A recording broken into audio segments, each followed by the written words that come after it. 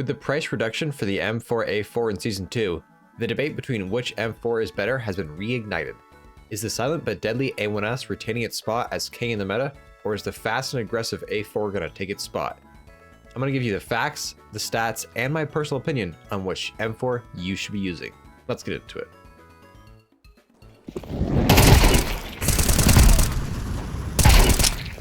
There's no scope. Nice. Good shit. Something that might seem counterintuitive at first is the M4A1-S is better at close range, while the A4 is better at a distance. Why is that? Well, to break that down, we're gonna have to look at the stats.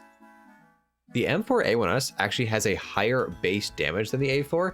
It actually does so much more damage that it takes one less shot to the body to kill up close. This results in the M4A1-S having a lower time to kill, despite the A4 having a much faster fire rate. However, at a distance, the A4 is actually going to outperform the A1-S as it has a much better headshot multiplier and less damage drop-off. This is notable in positions like mid-window on Mirage or long on Dust 2, where a headshot followed up by a body shot will kill a T with the A4, but with the A1-S will require you to land a third shot. However, this extra range comes at a cost for the A4. The trade-off is that it has a worse recoil pattern and is harder to control at a distance. The M4A1-S has one of the easiest spray patterns in the game, with the first few bullets requiring minimal adjustment for the player to land accurate shots. The A1-S also has better running accuracy, but that's not exactly something I would rely on to win gunfights. The A1-S also has the added benefit of having a suppressor. Suppressors not only decrease the sound of your gun, but they make it so you don't appear on the radar when you shoot. The A1-S also doesn't shoot any tracers and has smaller impact holes and smokes. All of this combines to make it a better weapon for spamming smokes, as it becomes practically impossible for the enemy to figure out your location and shoot back. That's not to say that the M4A4 doesn't have its own unique benefits. The A4 magazine holds 30 rounds compared to the A1-S's 20 and has a larger ammo reserve. Combined with its faster fire rate, this makes the A4 the perfect weapon for stopping rushes and fighting multiple enemies at the same time. The A4 also has a shorter barrel. While this isn't a crazy buff that will come into play every match, it will make hiding in corners a little bit easier. Now that we've gone over the pros and cons of each, which M4 should you choose?